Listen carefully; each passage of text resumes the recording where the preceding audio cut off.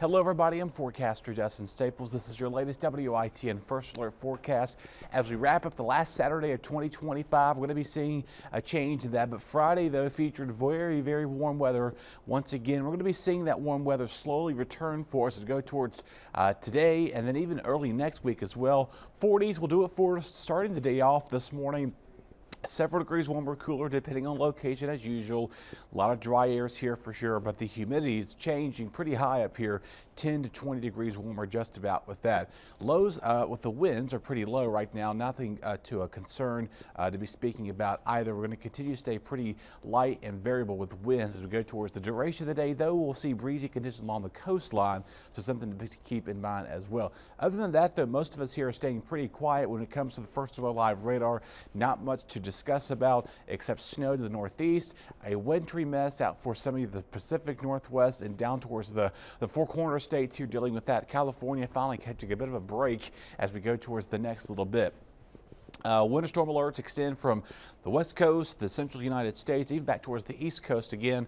More snow expected between central Pennsylvania up near Massachusetts, New York, portions of New Jersey as well. And kind of see this is kind of a coast to coast snow event moving in for the western half of the U.S. Even the central United States expected to get snow north of outside of Chicago, portion of Boston up towards Portland, Maine. Even the ski country outside of West Virginia could also pick up a few snow showers as well. So just keep that in mind. Looking ahead, though, again for the forecast, looking pretty good. Some clouds, yes. Temperature is going to be quite cool and colder tomorrow morning, falling back down in the 30s. We'll warm up to the 50s as we go towards the afternoon. Some clouds moving on in. Not much of the way of rainfall expected here. We're going to continue to stay pretty mild into Monday, racing in the 70s and 60s there. And then again, that little cold front, that's it right there. Not much expected with no rainfall out of that. Little rainfall, if anything. We do see any precipitation at times. As we go towards the winds today, again, only the coastal line will be dealing with that times. Other than that, most of those winds stay pretty quiet overall. And then again, eventually not seeing much of a change in the wind direction either as we go till late